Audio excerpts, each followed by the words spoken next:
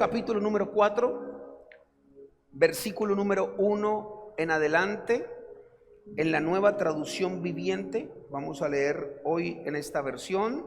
Quiero tomarme un minuto para recomendarle, no es camisa de fuerza ni mucho menos, pero quiero recomendarle mucho esta versión de la Nueva Traducción Viviente.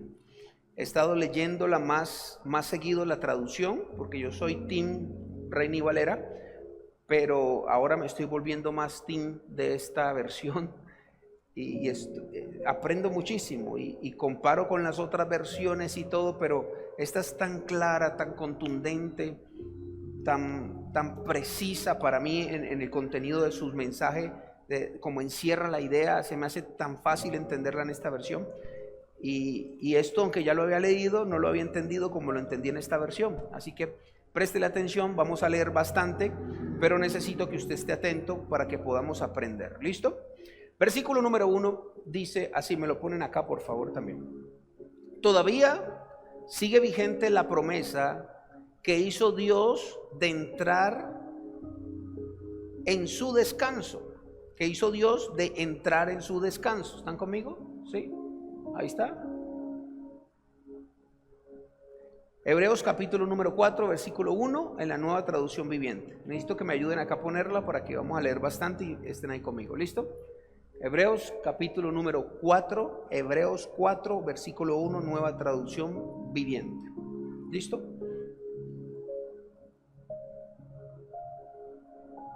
¿Estamos? ¿Ya? Ahora sí, muy bien, gracias. Dice, todavía sigue vigente la promesa que Dios hizo Dios de entrar en su descanso. Présteme atención. Por lo tanto, debemos temblar de miedo ante la idea de que alguno de ustedes no llegue a alcanzarlo. Está hablando de un descanso prometido y dice el escritor que debemos tener miedo, literal, de no alcanzar este descanso. Versículo número 2 dice, pues esta buena noticia del descanso que Dios ha preparado, se nos ha anunciado tanto a ellos como a nosotros, haciendo diferencias de los hebreos con los gentiles. Pero a ellos no les sirvió de nada, porque no tuvieron la fe de los que escucharon a Dios. Pues solo los que creemos podemos entrar en su descanso. Ojo a esto, solo los que creemos podemos entrar en su descanso.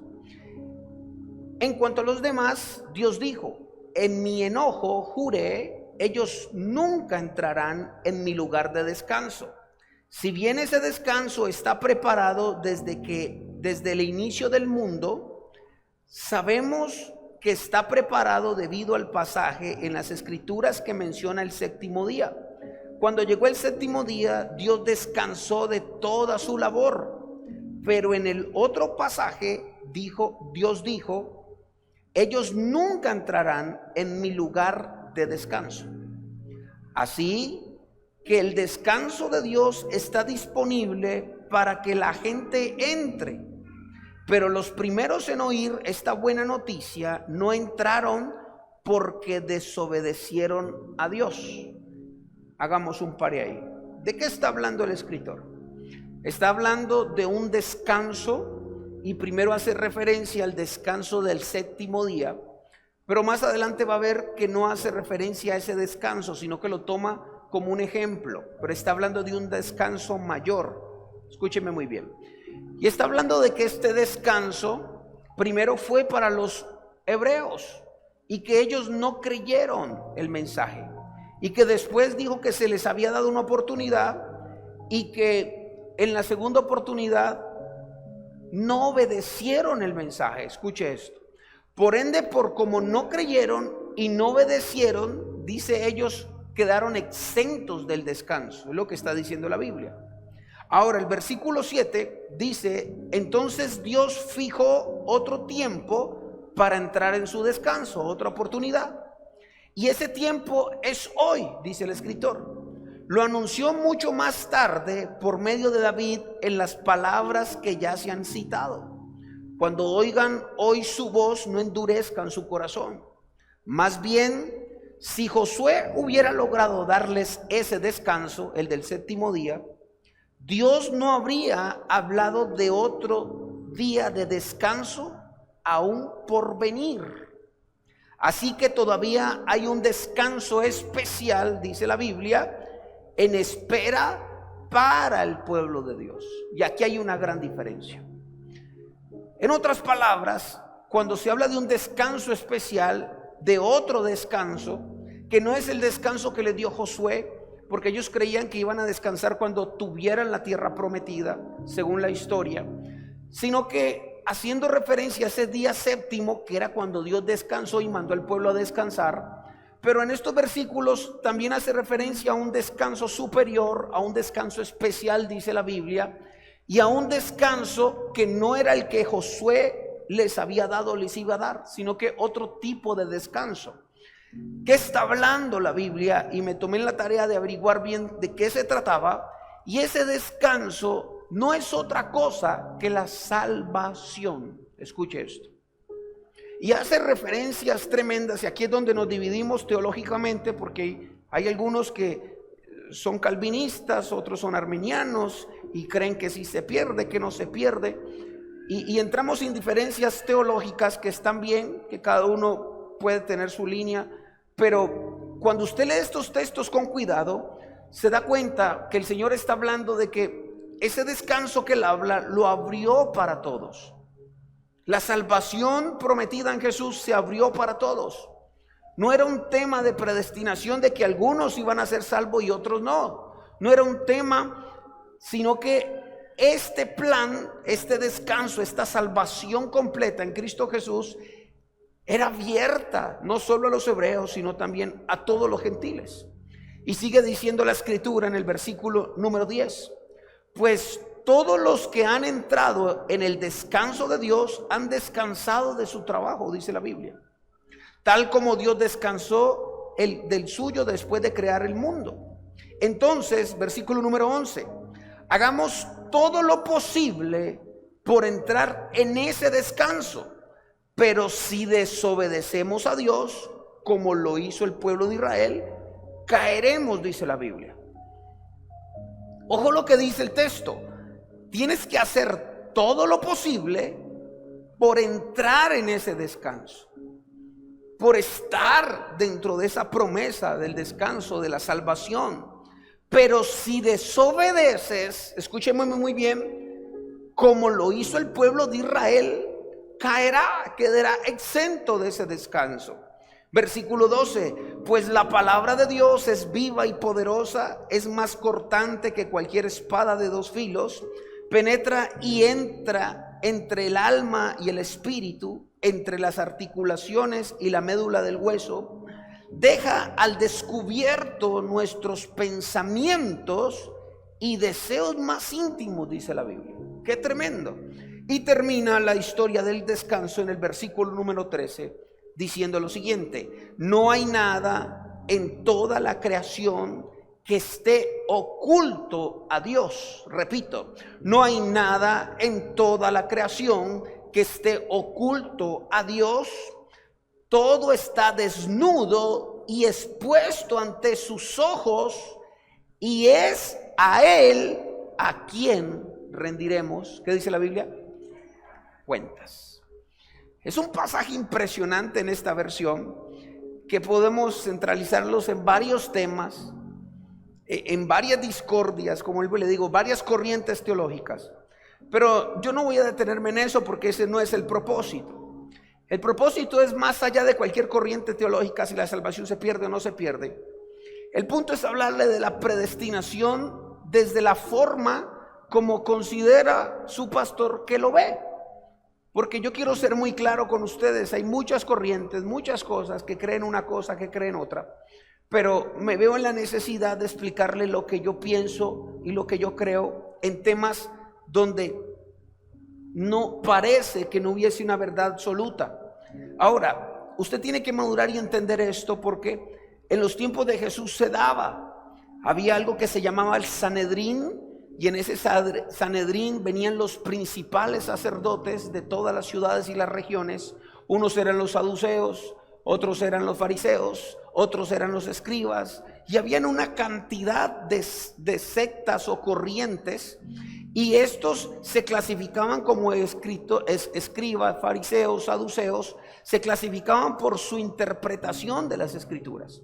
Cada uno tenía la misma Biblia, pero la interpretaban diferente. Y cuando hacían el concilio en el Sanedrín, entonces aquí había esto era peor que una sesión del Congreso de Colombia. Todo el mundo decía, contradecía, usaba la palabra según como la veía. Y había unas discordias tremendas en el Sanedrín cuando todas estas corrientes de interpretación venían y no se ponían de acuerdo en nada. Y ahí es donde Jesús dice: tienen la ley, pero no la ven. Tienen la ley y no la cumplen. Y esto pasa en el día de hoy. Lo digo porque usted allá afuera escucha cosas, usted allá afuera ojalá no escuche, pero estamos expuestos a escuchar tanta cosa, tanta interpretación, tanta cosa que se dice. Y hay que tener cuidado. Cuidado, porque en medio de esas interpretaciones podemos estar cayendo en un error y fallando a la fidelidad de la palabra en sí. Pero bueno, en medio de esas interpretaciones no quiero quedarme en eso, sino en que veamos la predestinación, los caminos y cómo Dios los presenta aquí. Y quiero quedarme con el pasaje que nos enseña, número uno, que hay un descanso, hay una salvación. Esto es parte de nuestra fe y son cosas que no son refutables dentro de los pensamientos distintos.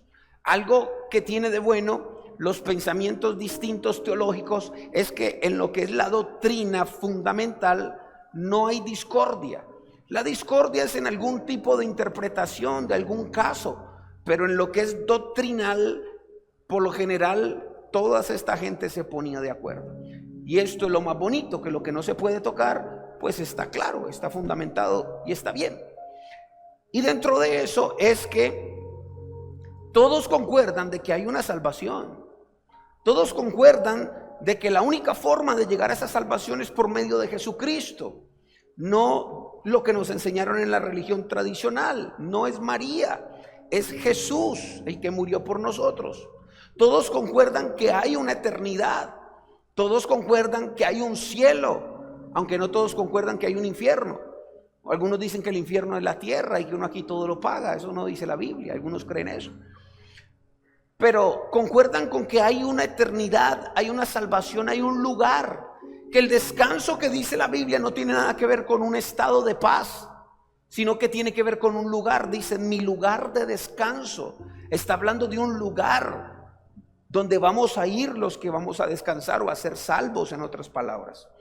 Y cuando pensamos en que hay un lugar y de que la salvación está para nosotros, también el versículo, estos textos nos hablan que la decisión, y aquí me voy a entrar en problemas, la decisión no depende de Dios.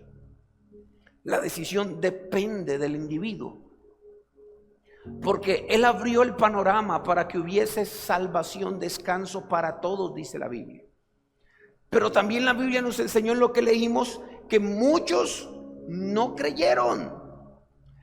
Y el cerrarnos a creer en cosas que no podemos, algunos explicar o algunos fundamentar, solo porque no lo ves no quiere decir que no sea realidad. Y cuando te cierras, entonces estás alejando esa posibilidad.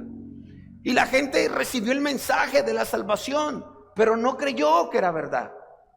La gente recibió el mensaje de la salvación y dice que algunos desobedecieron la instrucción y se privaron de la bendición, dice la palabra. Entonces yo no puedo creer en un Dios tan malo que haya predestinado a cierta cantidad de personas para llevarlos al descanso.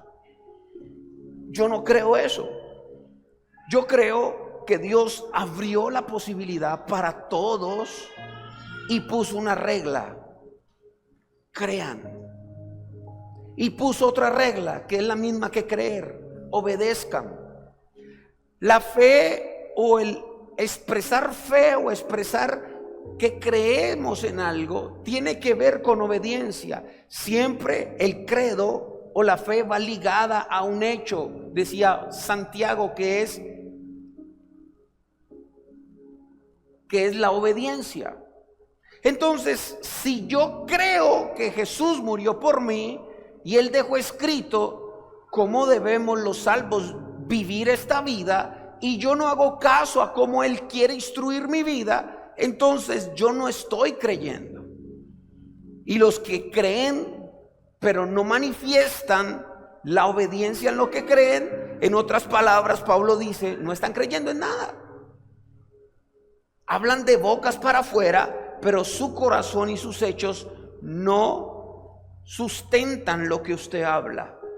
Así que lo que vemos aquí es que hay un lugar, hay una posibilidad que se abrió para todos, pero que no todos la experimentaron ni la aprovecharon, porque no creyeron, número uno, y consecuente a esto, número dos, que dice la Biblia, no obedecieron, dice la Escritura.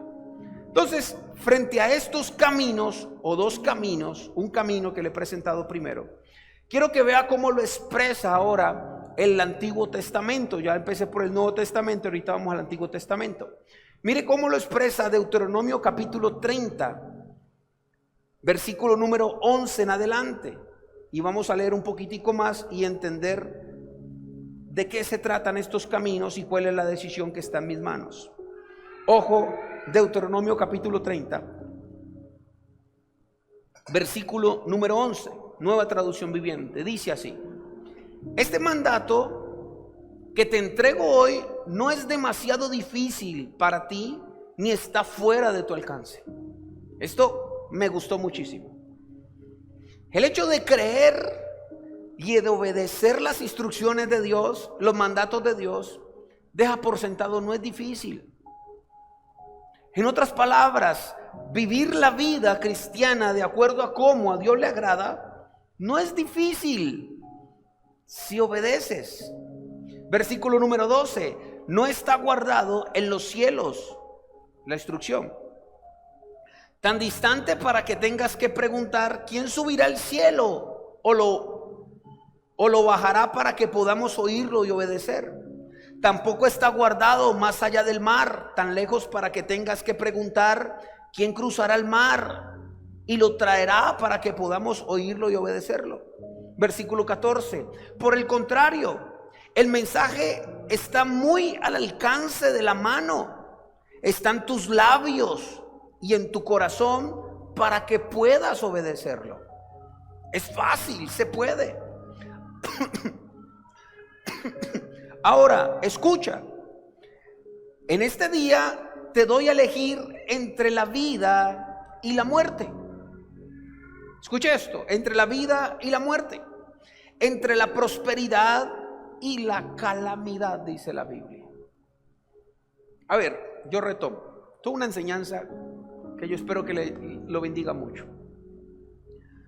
La salvación, según Hebreos 4, el descanso es un tema que es para todos, pero no todos lo pudieron tomar porque no creyeron y porque no obedecieron. Deuteronomio está ligando esto y está diciendo el mandato, la ley, la obediencia, hacer lo correcto delante de Dios. Primero dice el escritor, no es difícil, entiéndalo, no es difícil. Y no solo no es difícil, sino que ahí está la ley, ahí está lo que tienes que obedecer, ahí está la salvación. Pero después deja entredicho que le muestra dos caminos, dos formas de vivir la vida, dos formas de pasar por esta tierra. Y le dice el versículo 15, escucha, en este día te doy a elegir. Hay una elección que no la tomó Dios. Dios no decidió su salvación. Eso es un tema que usted tiene que decidirlo. Y le voy a tirar otra mejor. Dios no decidió, escuche esto que a mí me gusta, su prosperidad, como tampoco decidió su calamidad. ¿Alguien me está escuchando? Así que dice la Biblia, yo te di a elegir Yo te puse los caminos, las opciones. Está la vida y está la muerte. Está tu prosperidad y está la calamidad, dice la Biblia. Es una opción tuya. Si sigues los mandatos de Dios, honras a Dios, obedeces a Dios, crees a Dios, por consecuente estás escogiendo el camino correcto, la vida, la bendición. Y me gusta esta frase, la prosperidad. Porque ¿cuántos creen que el que obedece es próspero? Eso dice aquí, versículo 16. Pues hoy te ordeno que ames al Señor tu Dios y cumpla sus mandatos, decretos y enseñanzas, andando en sus caminos. Si lo haces, vivirás y te multiplicarás, y el Señor tu Dios te bendecirá a ti y también a la tierra donde estás a punto de entrar y que vas a poseer. Versículo 17. Sin embargo, si tu corazón se aparta y te niegas a escuchar, y si te dejas llevar a servir y rendir culto a otros dioses, entonces te advierto desde ya que sin duda serás destruido. ¡Wow! Esto no puede ser más claro. Y dice, no tendrás una buena y larga vida en la tierra que ocuparás al cruzar el Jordán. Versículo 19. Hoy te he dado a elegir entre la vida y la muerte, entre bendiciones y maldiciones. Ahora pongo al cielo y a la tierra como testigos en la decisión que tomes. Ay, si eligieras la vida para que tú y tus descendientes puedan vivir. Versículo 20. Puedes elegir esa opción. ¿Cómo se elige esa opción? Al amar, al obedecer, y esto me gusta más, al comprometerte firmemente con el Señor tu Dios. Esa es la clave de la vida. Si amas y obedeces al Señor, vivirás por muchos años en la tierra que el Señor juró dar a tus antepasados, Abraham, Isaac y Jacob, dice la Biblia. Esto es impresionante, porque aunque Dios planea y aunque Dios determina, lo dejó todo en tus manos. Lo dejó todo en tus manos. Y la advertencia está: yo no elijo tu vida, yo no elijo tu muerte, yo no elijo tu prosperidad, yo no elijo tu calamidad, yo no elijo tu desgracia, yo tampoco elijo tus bendiciones. Todo lo que necesita el que ama, el que recibe, el que cree en Dios, ya se fue otorgado por Dios. Pero es mi decisión ahora elegir lo que ya el Señor quiso entregarme. Dice que es mi decisión y que puso dos caminos y que puso al cielo y a la tierra contra mí como testigos para ver yo qué voy a escoger. Y da una recomendación: si escoges la vida, versículo número 20, y si eliges esta opción, dice la Escritura, dice, lo puedes hacer amando, lo puedes hacer obedeciendo. Y esta palabra me llegó mucho al corazón. Y comprometerte firmemente con Dios. Se necesita un compromiso firme con Dios. Y aquí nos tira todo. Aquí podemos ya terminar el mensaje. Esa es la clave para tu vida, para que te vaya bien, para que prosperes, para que no vivas en calamidad. Esa es la clave para que vivas una larga vida. Esa es la clave para que te vaya bien, dice el Señor. Ahora, imagen número 1. Aquí la pone para arriba porque parece que Dios soltó todo y lo dejó a nuestro libre albedrío. Y nos podemos encontrar como esta imagen, cogiéndonos la cabeza sin saber para ir para la izquierda o para la derecha. ¿Cierto? Imagen número 2. pareciera que se nos presenta dos opciones y que es mi decisión. Es mi decisión. ¿Sabe? Este fin de semana estuve predicando en Popayán y hablé, yo creo que en mi vida he predicado 2 o 3 veces del nuevo nacimiento. Y me pidieron que predicara del nuevo nacimiento, es un tema que yo por lo general no predico.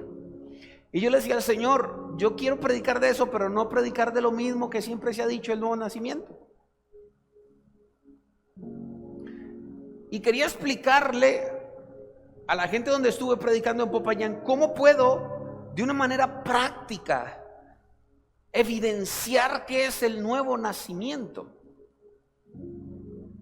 Y la manera más práctica de evidenciar cuando alguien nació de nuevo realmente es cuando empezó a escoger bien y a tomar decisiones. Ese es el mayor testimonio. Sabemos que alguien nació de nuevo porque eso no se puede explicar, dice la Biblia, que es como el viento, no se sabe de dónde viene, pero se escucha, pero no se sabe. Asimismo no se puede explicar cómo surge el nuevo nacimiento. Pero sí podemos evidenciar un nuevo nacimiento porque una persona que nace de nuevo, lo primero que hace es tomar decisiones. Y piense cuando usted nació de nuevo y cuando realmente se arrepintió, ¿qué es lo primero que hizo? Tomar buenas decisiones. Porque eso es lo que hace alguien que nace del Espíritu. Toma decisiones, escoge. Yo recuerdo mi vida y lo primero que yo hice es tomar decisiones. Yo venía de un encuentro, vine muy tocado por Dios y el fruto de haberme encontrado con Dios fue que empecé a tomar decisiones. Empecé a dejar mis amistades, empecé a dejar todo lo malo, empecé a cambiar mi vida. Tomé decisiones, escogí qué quería hacer. Ahora, cuando alguien recibe al Señor, yo no puedo juzgar si nació o no nació de nuevo, pero yo sí veo una evidencia. Cuando alguien viene aquí, ora, se arrodilla, llora y hace todo lo que hacemos todos, pero sale allá afuera y no toma decisiones, no escoge bien, puedo decir que quizás no nació de nuevo, porque cuando naces de nuevo, toda la vida usted escoge, pero cuando el Espíritu Santo entra, usted empieza a escoger bien, que es diferente. Así que medite en esto. ¿Realmente estás tomando decisiones que demuestren que naciste de nuevo? Porque si usted recibe al Señor y no toma decisiones, podemos dudar si realmente Jesús entró a tu vida. Ahora no nos compete eso, pero usted lo demuestra. ¿Amén o no amén? ¿Cuántos de aquí cuando nacieron de nuevo lo primero que hicieron fue tomar decisiones? Ahí está la evidencia. Dejaste el pecado, ¿cuántos dicen amén? Dejaste esas amistades que no te convenían, ¿cuántos dicen amén? Dejaste la fornicación, dejaste los vicios, te alejaste de compañías, te alejaste de lo malo, tomaste decisiones. Y empezaste a escoger bien, empezaste a discipularte, empezaste a leer la Biblia, empezaste a orar, empezaste a conocer a Dios, empezaste a venir a una iglesia.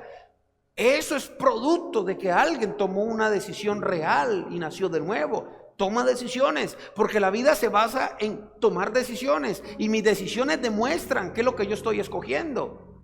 Y aquí la Biblia dice, escoge. Tienes que tomar una decisión, porque la vida se trata de decisiones. Ahora, pareciera imagen número 3, que tus decisiones fueran forzadas.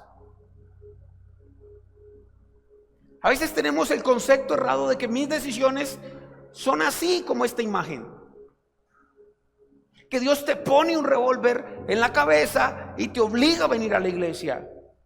Que Dios te pone un revólver en la cabeza y te obliga a tomar decisiones. Porque ese es como que la imagen desfigurada de la personalidad de Dios en nuestra vida. Como que esto es forzado y es obligado. Y no funciona así. A veces, imagen número 4, ¿cuánta gente tiene la idea de Dios errada de que Dios le está apuntando todo el tiempo?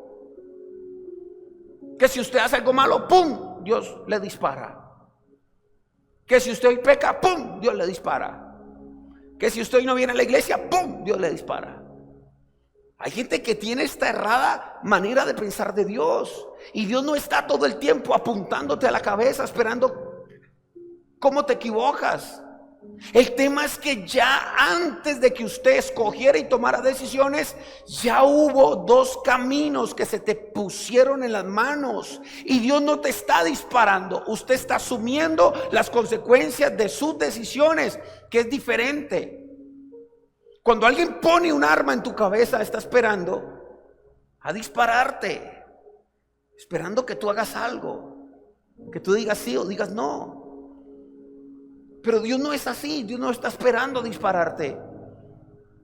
Lo que haces es que asumes las decisiones del camino que escoges. Y dice la Biblia, aquí está el camino. Si tú escoges el camino errado, te va a ir mal. No es que yo te voy a disparar, te va a ir mal. Pero ese no es el Dios que a veces nos queremos hacer en la cabeza. Un Dios que está todo el tiempo reprimiéndonos, está todo el tiempo obligándonos a hacer las cosas. No funciona así. A ver, ¿cómo funciona Dios entonces, pastor, para entenderlo más fácil? Déjeme hablarle de la predestinación de la forma como yo la entiendo y la creo, porque hay muchas variaciones en el tema. Dice la Biblia que Dios te predestinó, que Dios te pensó, que Dios creó un plan para tu vida. ¿Usted lo cree o no lo cree? Venga, Jaime, ayúdeme por favor un momentito contigo. Ven. Acá arriba, un momentico, ayúdeme.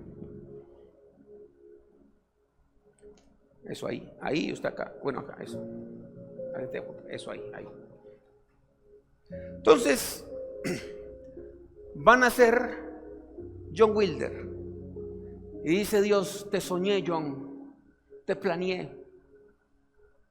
Como le he enseñado, yo planeé y tracé una vida para ti y empecé desde tu fin hasta el inicio.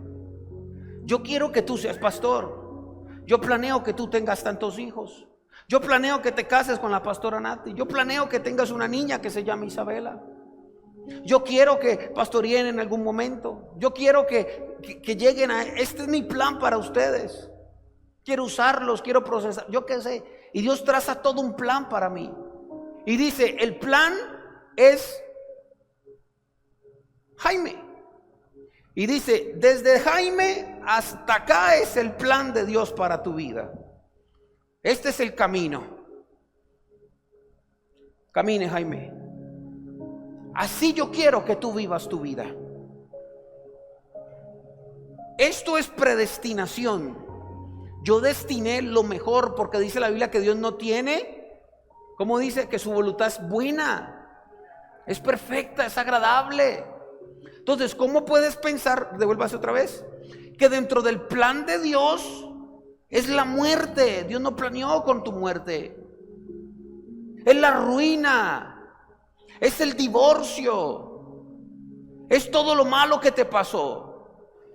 Si pensamos la predestinación de otra forma, es decir, que todo absolutamente lo que te pasa no tiene nada que ver con tus decisiones, sino con lo que Dios planeó para tu vida. Y este es el plan de Dios. Esto es lo que Dios predestinó. Pero también dice la Biblia que hay otro camino, ya lo vamos a ver en Mateo 7. Y ese otro camino tiene que ver con la predestinación y el plan del enemigo, porque dice que él también planea. Él también se proyecta sobre ti. Y este otro camino tiene muerte, tiene destrucción, tiene ruina, tiene divorcio, tiene enfermedad, tiene tantas cosas. Ahora hay dos caminos. Está Carlitos y está Jaime. Mi plan es Jaime, no Carlitos.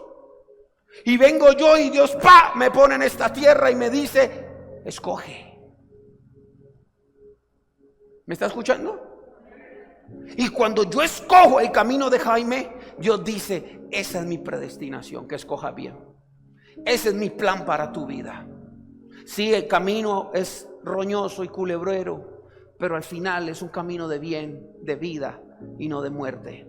Sí, el camino de Dios no es fácil, porque ahorita lo vamos a leer, no es fácil el camino de Dios.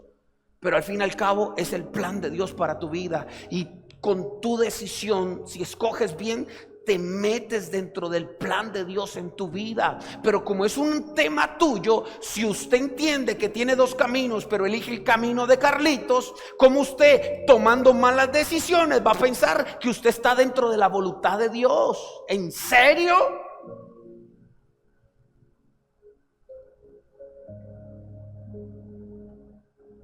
Para mí no es obvio pensar de que Dios escogió unos cuantos para que fueran salvos. Porque es que lo que me enseña la Biblia es que Dios es bueno y yo no puedo esperar nada malo de mi Dios. Y cuando vivo cosas injusticias es porque detrás de mi injusticia y de las cosas malas que estoy viviendo está la bondad de Dios. ¿En serio piensas que el plan de Dios es que los jóvenes mueran? ¿En serio piensas que el plan de Dios es de que tu familia se destruya? ¿En serio pensamos que el plan de Dios es que nos tengan arruinados? ¿En serio que el plan de Dios es de que nuestro país vaya de mal en peor? ¿Ese es el plan de Dios? Pregunto, en su esencia y en su originalidad. Pero dice la Biblia, escoge. Así de frente, Carlitos, acá de frente hacia allá. Carlos o Jaime, escoge. Ahora mire lo que dice Mateo capítulo 7, versículo 13. Dice, solo puedes entrar en el reino de Dios a través de la puerta angosta. La carretera al infierno es amplia y la puerta es ancha para los muchos que escogen ese camino. Versículo 14, sin embargo, la puerta de acceso a la vida es muy angosta y el camino es difícil, y son solo unos pocos los que alguna vez lo entran. La decisión siempre ha sido mía, meterme dentro del plan de Dios con mis buenas decisiones. Yo escojo, pero está de antemano que el camino de Dios no es fácil, dice la Biblia, es difícil. Este es un camino demasiado angosto y es un camino difícil, pero al final lo que produce el camino es vida. Este camino es amplio y es fácil, aquí hago todo lo que me da la gana, pero al final, dentro de esta predestinación, pensamiento, plan, detrás hay muerte, hay sufrimiento. Así que es un tema de pensar de que no todo está en las manos de Dios en este sentido. Aquí está el plan de Dios. Ya Dios no puede hacer más. Ya hizo todo lo que tenía que hacer. Te entregó la herencia, te entregó a su hijo, te entregó la bendición, te entregó la libertad. Está un plan, está un diseño. Ya todo Dios lo hizo. ¿Qué voy a hacer yo frente a estos caminos? ¿Qué tengo que hacer yo? Dios soltó la pelota y la puso en tus manos para que decidas. Ahora, entendemos que el camino no es fácil, dice la Biblia, pero también entendemos que Deuteronomio dijo que aunque el camino es difícil, la obediencia es fácil. He dicho que el camino es difícil, pero cuando caminas en un camino difícil, la obediencia es fácil. Agradar a Dios es fácil. Está a las manos, dice la Biblia. Esto no es tan difícil como la gente cree. Esto no es tan aterrador como la gente cree. Es matemática espiritual. Yo camino en un camino que es difícil, pero cuando camino en el camino difícil, cuando yo obedezco, la obediencia es fácil. En otras palabras, yo le he dicho al liderazgo, vea, obedecer es tan sencillo como esto. No es manipulación, es inteligencia. Funciona así.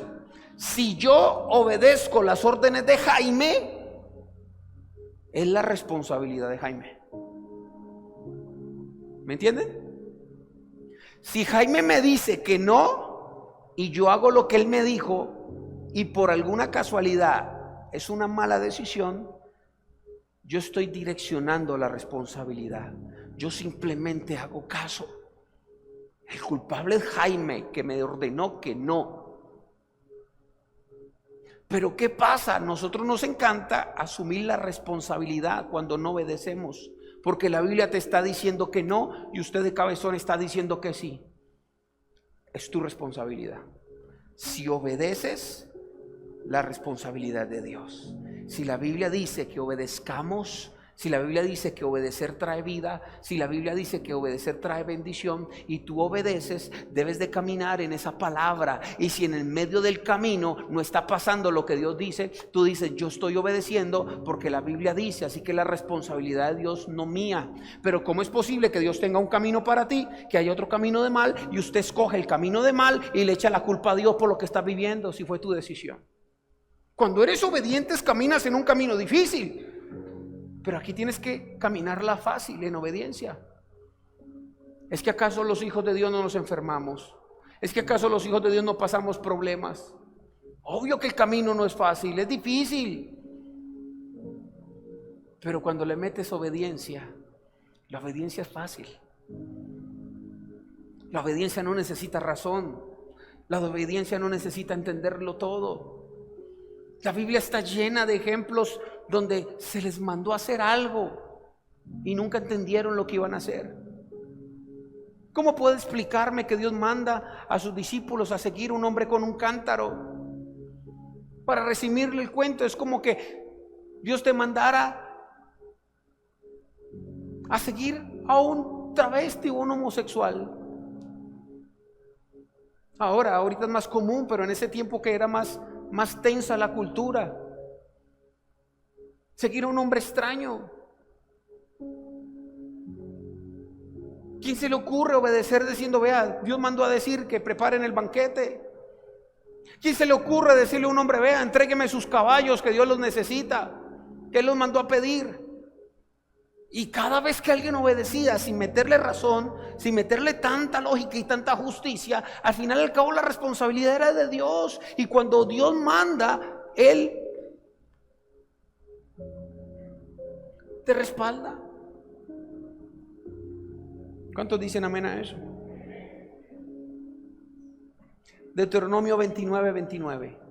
El fin del discurso es el siguiente: el Señor nuestro Dios tiene secretos. Diga conmigo: secretos que nadie ¿qué? Conoce. No se nos pedirá cuenta de ellos. Que la gente anda metida en un poco de cosas raras. Tranquilo, que lo que a usted no se le revela, a usted no se le va a pedir cuenta de lo que no se le revela. Sin embargo, nosotros y nuestros hijos somos responsables por siempre de todo lo que se nos ha revelado, a fin de que obedezcamos todas las condiciones de estas instrucciones.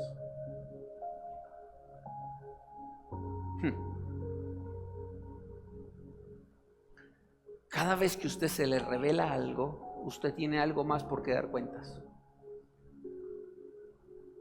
¿Me está escuchando? Y lo que pretendo con esta enseñanza, porque esto es una enseñanza, es que asumas tu responsabilidad de una vez por todas. Que entiendas que todo está en tus manos y es tu decisión.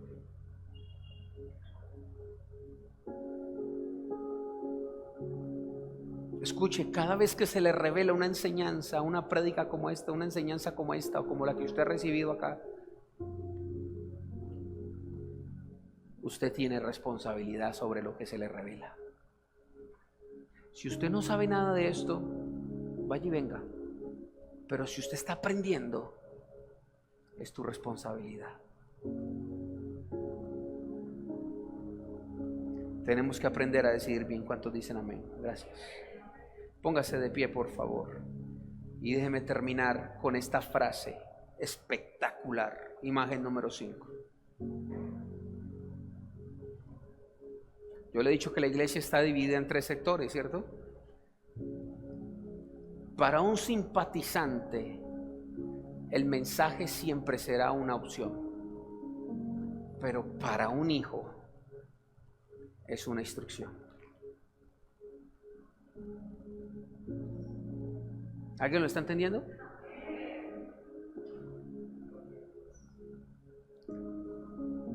Si usted no ha nacido de nuevo, si usted no se ha hecho hijo, si usted no ha entendido que esto se trata no de una iglesia, no de un pastor, sino que esto se trata de tu vida, usted no recibe la palabra como una opción.